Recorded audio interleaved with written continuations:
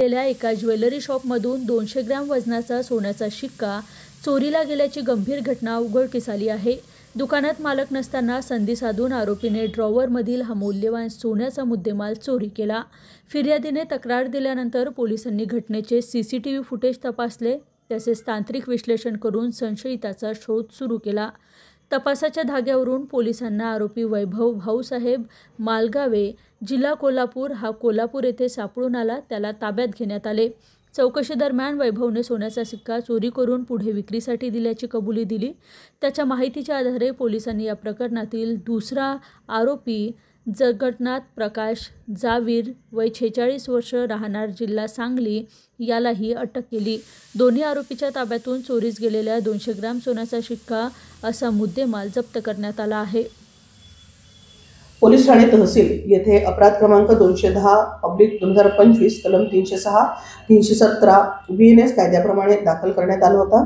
तक्रारदार श्री सदाशिव भीमराव सूर्यवंशी यांनी तक्रार दिली होती की त्यांच्या दुकानात काम करणारा मुलगा नामे वैभव मालगावे ह्याने त्यांचा मुलगा दुकानात असताना आणि तो काही काळ बाथरूम मध्ये गेला असताना आरोपीने त्यांच्या ड्रॉवरमधील अंदाजे 200 ग्रॅम वजनाचा सोन्याचा तुकडा हा चोरून तो तिकडनं पळून गेलेला आहे।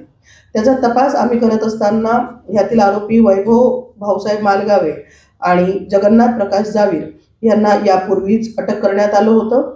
तपासादरम्यान जगन्नाथ जावीर याने 55 ग्राम सोन्याची रिकव्हरी दिली होती आणि तपासात त्यांनी त्यावेळेस पूर्वीच्या अटक आरोपींनी सांगितलं होतं की आरोपी नामे प्रशांत नानसो मुळीक आणि चेतन प्रकाश जावीर हे त्यांचे साथीदार आहेत आणि अशा पद्धतीने सराफा व्यापाऱ्यांकडे कामगार म्हणून काम करायचे आणि चान्स मिळताच तेथून सोने चोरी करून पळून जायचे अशी ही टोळी आहे, जी राज्यात आणि परराज्यात सुद्धा सक्रिय आहे अशी माहिती पहिल्या अटक आरोपी वैभव भाऊसाहेब मालगावे आणि जगन्नाथ जावीर यांनी दिलेली होती।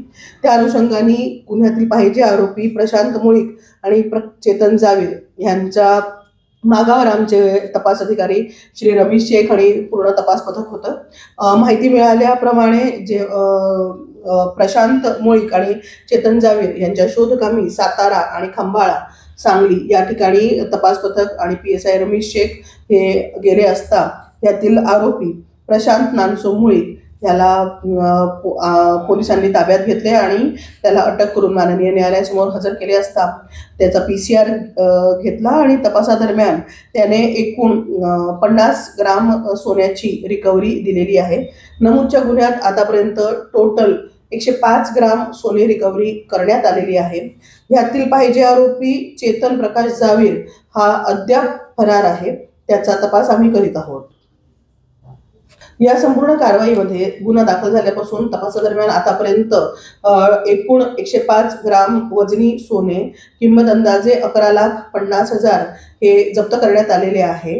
या संपूर्ण तपास आम्ही माननीय CP साहेब, माननीय जॉईंट CP साहेब, माननीय ॲडिशनल CP सर, माननीय DCP मदने सर, माननीय ACP अनिता मोरे मॅडम यांच्या मार्गदर्शनात केलेला आहे। आमच्या तपास अधिकारी पोलीस उपनिरीक्षक श्री रमेश शेख यांच्यासह police head constable Sanjay Sahu, police head constable Sandeep Gawali, police शिपाई संदीप शिरफुले, पोलीस शिपाई पवन या पथकाने सदरील कारवाई केलेली आहे।